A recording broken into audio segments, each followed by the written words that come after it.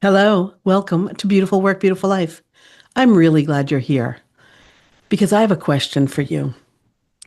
So here we are at the end of January, the end of the first month of a new calendar year. And I want to know, how has January actually felt for you? Because January can come in with a lot of excitement, a lot of energy, a lot of activity.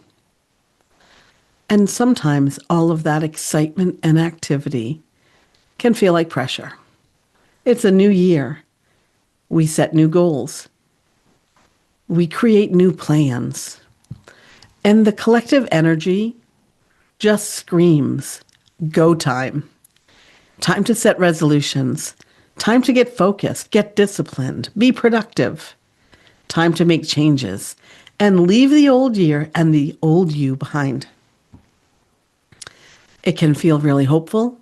It can be really exciting. Like it's a clean slate and you can create anything you want. You can be and do anything you want because it's a new year. But sometimes it feels like a lot of pressure. What if you're not feeling motivated? What if you are not clear about what you want and how to make it happen?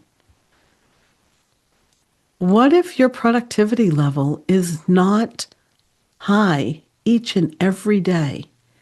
What if you're human and your productivity level and your discipline fluctuates? It changes. Maybe not day to day, but week to week, month to month. Do you allow yourself or give yourself permission not to be disciplined and focused and productive every single day? I've had those times where for days, for weeks maybe even, I'm killing it. I am moving the needle on all the things I've set out to do. And then I'm exhausted and I need some time to just slow down. And when I need time to slow down, what happens in my little monkey mind? I begin to feel behind. Like, I don't know, I'm letting myself down or letting someone else down, that I can't keep the pace, that I don't have the discipline. But what I'm realizing is it's not about discipline and productivity. It really is about the energy that you bring to all of those dreams, desires, and goals and resolutions that maybe you set at the beginning of this month. The energy of ease. We're going to talk about ease today, and I want to really focus on how to bring more ease into our life. And before we dive into that conversation about ease, I want to take a minute and introduce myself and my podcast co-host, Laurel Holland. So I am Laurel Boivin. I'm one of the co-hosts of Beautiful Work, Beautiful Life. I'm a leadership coach and a speaker. You'll find all of the information, how to reach me, information about my business and the work that I do in the show notes. My podcast partner, co-host, and dear friend, Laurel Holland, she is a life coach and an author. She's not with us today, but will be back in future episodes for more good conversation about inner work. In the meantime, you'll find her contact information and information about the work that she does and the books that she's written in the show notes. So let's get back into this conversation about ease. Ease, we've talked a little bit about it as a thread, just a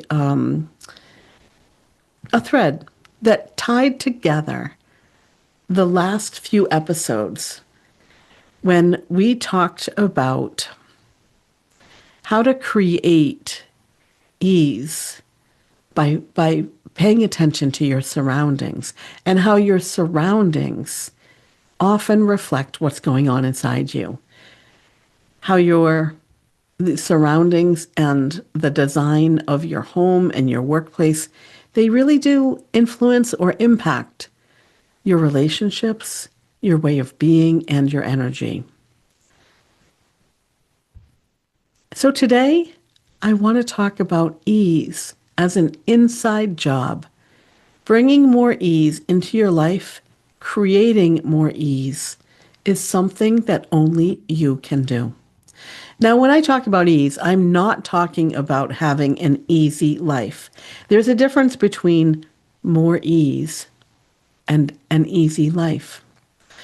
I'm not talking about letting go or giving up or not focusing on progress. What I'm really talking about is flow, letting your life and the progress you're making be in flow, letting the things that play out, the things you want, play out without you forcing or pushing them forward, without overextending, over functioning, or overdoing, without over efforting. You know, oftentimes we think that working more, working harder, putting in more effort will make things happen. And then we end up expending our energy in ways that don't feel good. So, what if you could just create this life of a beautiful life, and move things forward with ease and grace? Let me ask you, what do you think about the word ease? What's your reaction? Does it feel like a pie in the sky pursuit, or does it feel possible for you? Do you feel deserving of more ease in your life? Or do you, like so many people, believe ease is something that we have to learn? That ease only comes after we work hard, after we accomplish all our goals, maybe after we retire. Ease will be part of our day-to-day life. Or maybe it's after the season we're in passes. You know, I remember this well. Being in a season of having young children and working full time, that was a season that didn't include much ease. And I was always looking for the after that season, after I made it through that season. Maybe you have a really demanding job and you really are in this place energetically and in your thoughts that you can't have ease in your life currently because of the demands of the job that you're working. And you hold on and you push through and you think, someday I will have ease after things calm down, after I make it through this one last push, after I finish everything on my to-do list. And I just have to remind you that if you are someone who cares deeply, has great pride in their work, and carries a lot of responsibility, all of the effort that you put in feels normal. Effort becomes our default. And here's the thing. Living in constant effort is exhausting. Over time, over-efforting disconnects us from ourselves, from our relationships, and from the life we actually want, from the life we're actually living in the moment. Ease can help. Ease can connect us to ourselves and others. Ease can actually have us feeling more gratitude about the life that we are living. And ease is not about avoiding hard work. It's not about everything being easy. It's about noticing. It's about noticing what makes things harder than they need to be. Has that ever happened to you? That you realize you may have made things harder than they needed to be? And that's why I say ease is an inside job. Because ease doesn't start with action. It starts with awareness. It starts with noticing. Maybe it's time for you to just notice and ask a few questions. Where am I pushing harder than I need to right now? Where am I holding my breath?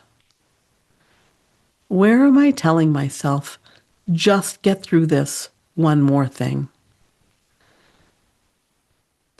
Sometimes the best way for us to support ourselves and the life that we have is by not fixing anything, just pausing and noticing. Listen to your body. Listen to your intuition. Because when we slow down long enough to listen, clarity comes. And that clarity, at least for me, I hear the clarity telling me, reaffirming or confirming, you don't need to force things. You don't need to try harder. And I know that this is true. Many of us don't need to put more effort in, to put more time in. What we probably need is self-support and compassion. We need to give ourselves permission to change what we do and how we do it. We might even want to give ourselves permission to decide or change who are we going to be doing things with. I'm going to suggest you take some time and create an inventory. You know, I love inventories. So think or create a list of all of the people, places, and things in your life. And then go through that list and check off which ones bring ease to your life. Where and with whom does ease exist? And then go over that list, and everything that's on that list that doesn't bring ease, just ask yourself, does this require extra effort or force on my part? This is where your environment comes in. The things on your list, they're not just physical things, but they're places and people too. Your space, your schedule, your boundaries. They either support you and your nervous system, or they cause your nervous system to work overtime, to be on full alert all the time. You know, these people, places, and things, they either fill you or they drain you. So this first step in creating more ease in your life is to create an inventory. Take inventory of your life. The next step is to decide to lean into what brings ease and to minimize those things, people, and places that require more effort and force. As you shift your focus to more ease, your life will change. You will change. And when you put it all together, the invitation becomes pretty simple. What would bring more ease in my life? What would it look like to let ease exist alongside my responsibility, my ambition, and my goals? How can I have ease and ambition? How can I enjoy ease and be responsible? How can I achieve my goals with ease? Because ease doesn't mean you have to stop caring or achieving or doing. Ease means you stop doing it all and carrying it all alone. You stop postponing the reward of ease and enjoyment. So, as we wrap up, I want to circle back for a moment, back to January, to the new year, to the goals and plans and fresh starts. There's nothing wrong with any of that. But maybe this year, you don't need to begin with pressure. Maybe you can begin this year with a different question. What would it look like for my life to support me? What would it feel like to move forward without forcing? You don't have to answer those questions today. Just notice what comes up for you as you move forward into the new year. I will put all the questions posed in this episode in the show notes. You can look at them, read them, answer them, sit with them when the time is right for you.